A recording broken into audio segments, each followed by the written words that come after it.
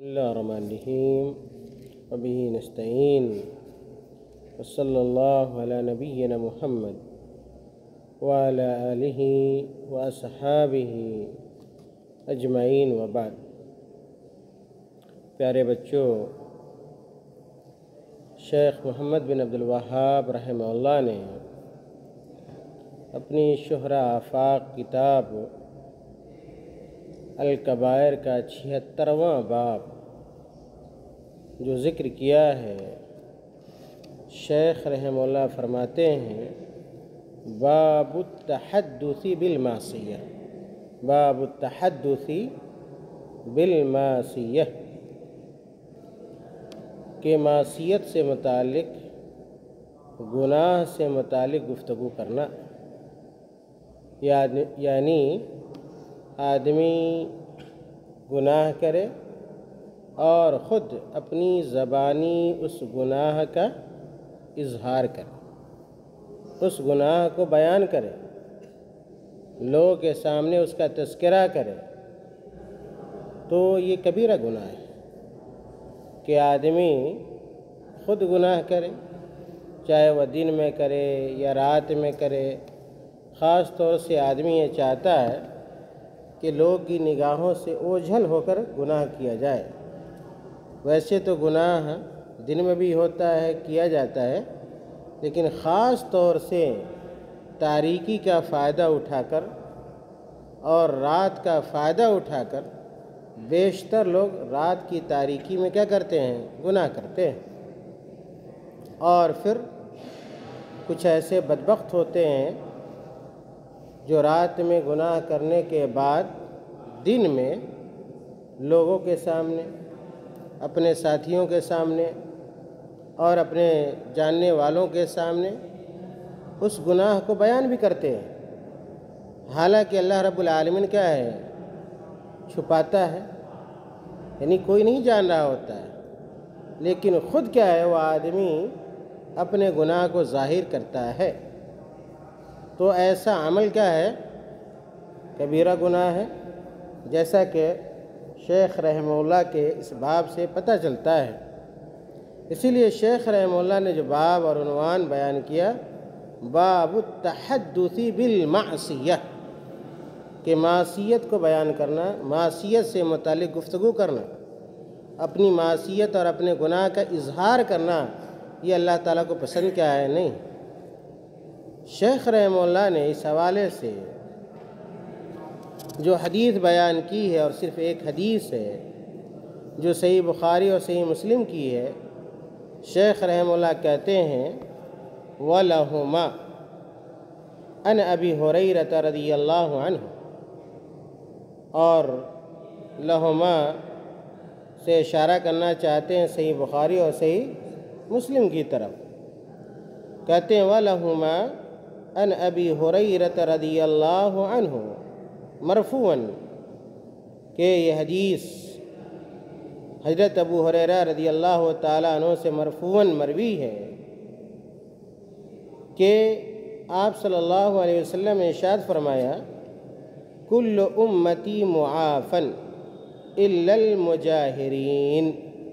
بڑی مشہور حدیث ہے یہ، کل امتی معافن الا المجاہرین، کہ آپ صلی اللہ علیہ وسلم نے فرمایا میری تمام امت کو معاف کیا جائے گا سوائے کن لوگوں کے؟ الا المجاہرین، سوائے ان لوگوں کے جو کھلم کھلا گناہوں کو کرتے ہیں، یا گناہوں کو ظاہر کرتے ہیں، گناہوں کا اظہار کرتے ہیں۔ ایک گناہ بھی کرتے ہیں اور ساتھی میں کیا کرتے ہیں؟ اس کو ظاہر بھی کرتے ہیں، لوگوں کے سامنے بیان بھی کرتے ہیں۔ تو اللہ کے نبی صلی اللہ علیہ وسلم نے کہا کل امتی معافن الا المجاہرین، کہ میری امت کو معاف کیا جائے گا، اللہ تعالیٰ معاف فرمائے گا سوائے گناہوں کو کھلم کھلا کرنے والوں کے۔ اور گناہوں کو کھلم کھلا کرنے میں یہ بھی شامل ہے، اللہ کے رسول صلی اللہ علیہ وسلم نے آگے بیان فرمایا، کہا کہ وَإِنَّ مِنَ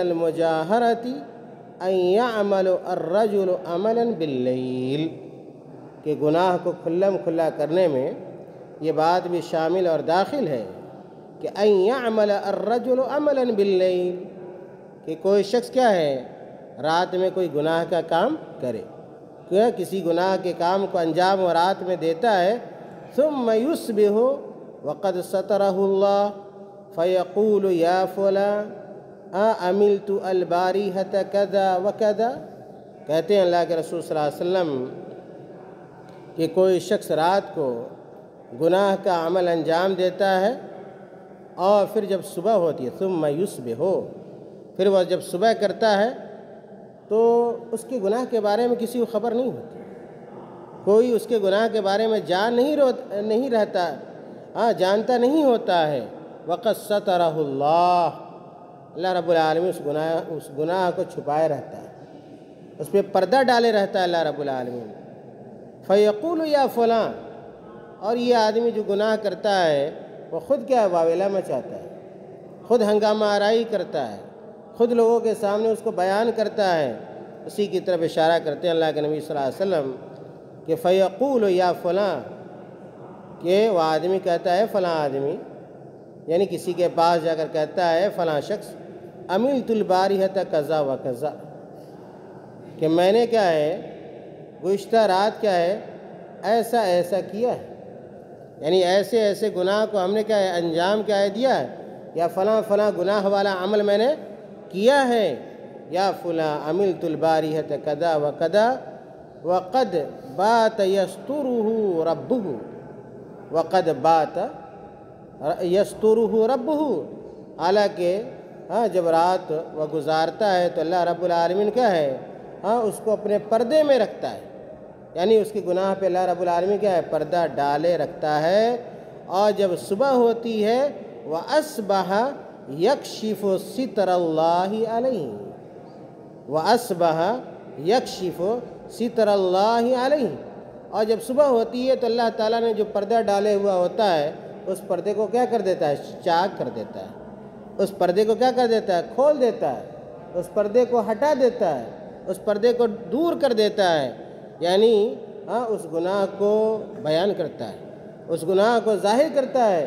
پتہ یہ چلا اس حدیث سے کہ گناہ کر کے اور اس کو بیان کرنا، اس کو ظاہر کرنا، یہ اللہ تعالیٰ کو پسند نہیں، اور ایسا گناہ، ایسا عمل جو کھلا کھلا کیا جائے اور اس کو ظاہر کیا جائے، یہ بڑا گناہ ہے، اور ہر مسلمان کو اس گناہ سے بچنے کی کوشش بھی کرنی چاہیے۔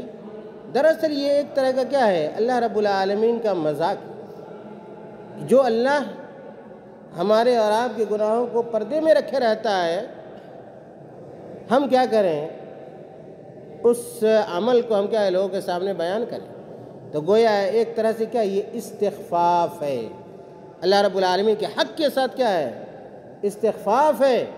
چنانچہ ایسے گناہ کو اللہ کے نبی صلی اللہ علیہ وسلم نے کبیرہ گناہ شمار کیا ہے، اور اہل علم نے اس کی طرف اشارہ کیا ہے۔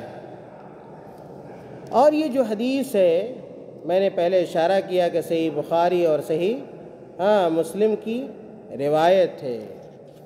اگلا جو باب شیخ رحمہ اللہ نے ذکر کیا ہے، کہتے ہیں شیخ رحمہ اللہ جو 77واں باب ہے، باب ما جاء فی الشتم بالزنا، باب ما جاء فی الشتم بالزنا، کہ کسی کو زنا کی تہمت لگانا، زنا کے ذریعے کسی کو گالی دینا، یعنی زنا کی تہمت لگانا کسی غلام کے اوپر، جیسا کہ حدیث کے اندر آ رہا ہے، ویسے کیا ہے آپ احرار کے ساتھ بھی کیا ہے ایسا عمل نہیں کر سکتے۔ کسی آزاد مرد، کسی آزاد عورت کو کے اوپر زنا کی تہمت لگانا یہ کیا ہے کبیرہ گناہ ہے اور مہلک گناہ ہے۔ اللہ کے نبی صلی اللہ علیہ وسلم نے اپنی حدیث میں جن 7 چیزوں سے منع کیا اور کہا موبقات ہیں. کیا ہے؟ موبقات ہیں یعنی مہلکات ہیں. ان میں سے کیا ہے؟ قذف المحصنات بھی ہے نا. قذف المحصنات بھی ہیں کہ محسن یعنی پاک دامن عورت کو یا پاک دامن مرد کو کیا کرنا؟ متہم کرنا، اس کے اوپر زنا کی تہمت لگانا. اور اگر کوئی آدمی ایسا کرتا ہے تو پھر کیا ہے؟ اس کو سزا دی جائے گی اور 80 کوڑے کیا ہے اسے لگائے جائیں گے، جیسا کہ اہل علم کا قول ہے اور حدیث ہے. خیر، تو شیخ رحمہ اللہ نے اس باب کو یہاں پہ قائم کیا، باب ما جاء فی الشتم بالزنا، کہ کسی کو زنا سے متہم کیا جائے، اس کے اوپر زنا کی تہمت لگائی جائے، اور یہ کبیرہ گناہ ہے. کبیرہ گناہ ہے، جس کی وجہ سے شیخ رحمہ اللہ نے اس باب کو یہاں پہ بیان کیا. اور جو حدیث انہوں نے بیان کی ہے وہ ایک چھوٹی سی حدیث ہے. کہتے ہیں ان ابی ہریرہ رضی اللہ عنہ، ان ابی ہریرہ رضی اللہ عنہ مرفوعا من قذف مملوکہ بالزنا، من قذف مملوکہ بالزنا یقام علیہ الحد یوم القیامہ الا ان یکون کما قال. یہ مختصر سی حدیث ایک مرتبہ سنیے کہ آپ صلی اللہ علیہ وسلم نے کہا من قذف مملوکہ، جو اپنے غلام کو متہم کرتا ہے اور اس کے اوپر تہمت لگاتا ہے. کس چیز کی تہمت لگاتا ہے؟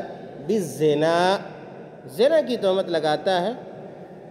تو اللہ کے نبی صلی اللہ علیہ وسلم کہتے ہیں یقام علیہ الحد، تو ایسے سید پر، ایسے شخص پہ جو تہمت لگاتا ہے حد جاری کیا جائے گا. یقام علیہ الحد، حد جاری کیا جائے گا. لیکن کب حد جاری کیا جائے گا؟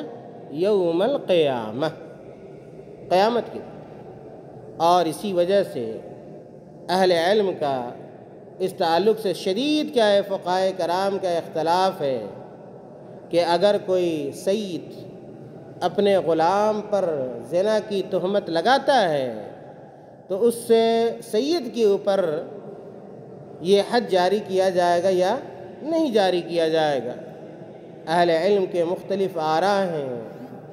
بعض اہل علم کہتے ہیں کہ اس دنیا میں بھی اس کے اوپر حد جاری کیا جائے گا، اور بعض لوگ اس حدیث سے استدلال کرتے ہیں اور مفہوم مخالف سے استدلال کرتے ہیں کہ اگر دنیا میں بھی اس کے اوپر کیا ہے حد جاری کیا جاتا یا کہ جائز ہوتا تو اللہ کے نبی صلی اللہ علیہ وسلم ضرور کیا اس کے بارے میں بتلاتے. لیکن ایسے سید کے حد کو مقید کر دیا گیا ہے کس کے ساتھ؟ قیامت کے دن کے ساتھ. پتہ چلا کہ دنیا میں کیا ہے، سید کے اوپر غلام کے بدلے یا غلام پر تہمت لگانے کے بدلے حد جاری کیا ہے نہیں کیا جائے گا.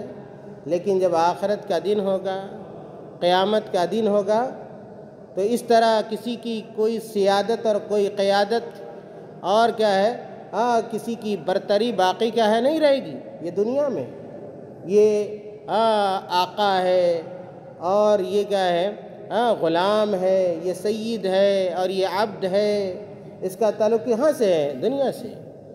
لیکن آخرت میں ایسی کوئی بات کیا ہے نہیں ہوگی. اس لیے ایسے شخص کو آخرت میں کیا ہے، ایسے سید کے اوپر آخرت میں حد جاری کیا جائے گا. لیکن جہاں تک دنیا کا معاملہ ہے تو دنیا میں حد تو جاری نہیں ہوگا، لیکن کیا ہے اس کو تعزیراً کیا ہے سزا کیا ہے دی جائے گی ایسے سید کو. اور سید کیا ہوگا؟ گنہگار ہوگا. سید کیا ہوگا؟ گنہگار ہوگا. اہل علم نے اس کی طرف کا اشارہ کیا ہے. خیر، دیکھیے حدیث کو. کہتے ہیں اللہ کے رسول صلی اللہ علیہ وسلم من قذف مملوکہ بالزنا یقام علیہ الحد یوم القیامہ الا ان یکون کما قال. الا ان یکون کما قال، اور اگر واقعی کیا ہے عبد کے اندر وہ برائی پائی جاتی ہے، اس نے اس گناہ کا ارتکاب کیا ہے، اپنا منہ کالا کیا ہے، زناکاری اس نے کی ہے، تو پھر کیا ہے، سید کے اوپر حد جاری نہیں کیا جائے گا۔ خیر، ذہن میں یہ بات رہے کہ جھوٹی تہمت لگانا اور کسی کو زناکار یا ایک زانی کہنا، اس گناہ میں ملوث کرنا، حالانکہ اس کا کوئی رشتہ اور کوئی تعلق ایسے گناہ سے کیا ہے نہ ہو، تو ایسی تہمت یا اس طرح کسی کو متہم کرنا یہ کبیرہ گناہ ہے، اور بلا توبہ کہ یہ گناہ کیا ہے معاف کیا ہے نہیں ہوتا ہے۔ لیکن آج ہمارا سماج کیا ہو چکا ہے، فاسد ہو چکا ہے، ہمارا سماج کتاب و سنت سے دور ہو چکا ہے۔ اس لیے آپ دیکھیں گے کہ مسلمانوں کے ہاں یہ برائی زناکاری بھی، اور زناکاری نہ بھی ہو تو کسی کے اوپر بہت جلدی تہمت عائد کر دینا اور زناکاری سے متہم کر دینا، یہ عام بات ہو گئی۔ معمولی جھگڑے میں، معمولی لڑائی میں، خاص طور سے عورتوں کے ہاں یہ عیب اور یہ مرد بہت زیادہ پایا جاتا ہے، تو ایسے مردوں کو بھی اور ایسی عورتوں کو بھی اپنا محاسبہ کرنا چاہیے، اپنا جائزہ لینا چاہیے، اور اس طرح کی چیز یا کسی کے اوپر تہمت لگانے سے پہلے 100 مرتبہ سوچنا چاہیے کہ ہمارا انجام کیا ہوگا اللہ رب العالمین کے یہاں۔ خیر، یہ جو حدیث ہم لوگوں نے پڑھی ہے، یہ حدیث بھی صحیح بخاری اور صحیح مسلم کی ہے۔ امام بخاری اور امام مسلم رحمۃ اللہ علیہ نے اس حدیث کو اپنی صحیح کے اندر بیان کیا ہے۔ شیخ رحمہ اللہ نے اگلا باب، آج کے درس کا آخری باب، کہ شیخ رحمہ اللہ نے جو اگلا باب ذکر کیا ہے 78واں باب ہے ان کی کتاب الکبائر کا۔ شیخ رحمہ اللہ کہتے ہیں باب النہی عن تسمیت الفاسق سیداً، باب النہی عن تسمیت الفاسق سیداً، کہ کسی فاسق آدمی کو، کسی گنہگار شخص کو کون سا نام دیا جائے؟ سید کا نام دیا جائے، اس کو اپنا سردار مانا جائے، اپنا سردار بنا لیا جائے، تو یہ کیا ہے؟ شرعی اعتبار سے ممنوع، اس سے منع کیا گیا ہے۔ کسی فاسق اور فاجر انسان کو، خاص طور سے کسی منافق کو آپ اپنا سردار سمجھیں، اپنا کیا ہے سرپرست سمجھیں۔ اس سے کیا ہے، جو اہل ایمان ہیں، اہل اسلام ہیں، ان کی ذلت کیا ہے سمجھ میں آتی، اور یہ سمجھ میں آتا ہے کہ اس منافق سے کم عزت والا کیا ہے، یہ مومن ہے، یا کہ یہ مسلمان ہے، یا کتاب و سنت کا یہ پیروکار ہے۔ اسی لیے کسی فاسق، اور جو ہر منافق ہوتا ہے وہ کیا ہوتا ہے؟ فاسق ہوتا ہے۔ ہر منافق کیا ہوتا ہے؟ فاسق ہوتا ہے۔ تو اللہ کے نبی صلی اللہ علیہ وسلم نے فاسقوں کو، فاجروں کو، اور بالخصوص میں نے کہا منافقوں کو سردار بنانے یا ہے کہ اس کو سید کا نام دینے سے منع فرمایا ہے۔ اور اگر کوئی آدمی ایسا کرتا ہے، کسی منافق کو سردار کہتا ہے، تو گویا کیا ہے؟ وہ کبیرہ گناہ ہے۔ گویا ایک طرح سے وہ کیا کرتا ہے؟ مسلمانوں اور مومنوں کی تذلیل کرتا ہے، اور اس کی بے عزتی کا باعث اور سبب بنتا ہے۔ شیخ رحمہ اللہ نے اس باب میں ایک چھوٹی سی حدیث بیان کی ہے، کہتے ہیں ان بریدۃ مرفوعاً قال، ان بریدۃ مرفوعاً قال قال رسول اللہ صلی اللہ علیہ وسلم لا تقولوا للمنافق سید اللہ کے رسول صلی اللہ علیہ وسلم نے کہا، بریدہ رضی اللہ تعالیٰ عنہ اس حدیث کے راوی ہیں کہ آپ صلی اللہ علیہ وسلم نے کہا، لا تقولوا للمنافق سید، کہ آپ لوگ کسی منافق کو سید نہ کہا کریں، کسی منافق کو آپ سید نہ کہا کریں۔ کہا آگے اللہ کے نبی صلی اللہ علیہ وسلم نے، فَإِنَّهُ إِن يَكُ سَيِّدًا فَقَدْ أَسْخَطْتُمْ رَبَّكُمْ۔ کہا اللہ کے نبی صلی اللہ علیہ وسلم نے، فَإِن يَكُ سَيِّدًا، اگر واقعی کیا ہے وہ سید ہوا تمہارا کسی معاملے میں، تو اس اعتبار سے تم کیا کرو گے، فَقَدْ أَسْخَطْتُمْ رَبَّكُمْ، تم اپنے رب کو کیا کر دو گے، ناراض کر دو گے۔ اس لیے کہ اللہ تعالیٰ کسی منافق کو عزت دینا نہیں چاہتا، اور آپ کیا اس کو اپنا سید بنا رہے ہیں، اپنا آقا بنا رہے ہیں، اپنا سردار بنا رہے ہیں، تو اللہ تعالیٰ کو یہ پسند کیا ہے، نہیں ہے۔ اسی سورہ منافقون میں دیکھیں اللہ تعالیٰ نے کیا کہا، عزت کس کے لیے ہے؟ اللہ تعالیٰ نے کہا، وَلِلَّهِ الْعِزَّةُ وَلِرَسُولِهِ وَلِلْمُؤْمِنِينَ، کہ تمام تر عزت اور احترام، اور یہ سرداری کیا ہے، ایک طرح کی عزت ہے۔ سرداری کیا ہے، ایک طرح کی عزت ہے، ایک طرح کا احترام ہے، جو کیا ہے منافق کو دیا جا رہا ہے۔ حالانکہ عزت کا حقدار کون ہے، اللہ رب العالمین ہے، اور تمام تر عزت اللہ رب العالمین کے لیے لائق و سزاوار ہے، اور اللہ کے رسول صلی اللہ علیہ وسلم کے لیے، اور کیا ہے، عام مومنوں کے لیے، مسلمانوں کے لیے عزت ہے، نہ کہ کیا ہے، منافقوں کے لیے عزت ہے۔ اس لیے کیا ہے، شرعی اعتبار سے منافق کو سردار کا نام دینے سے منع کیا گیا ہے، اور اس کو کبیرہ گناہ شمار کیا گیا ہے۔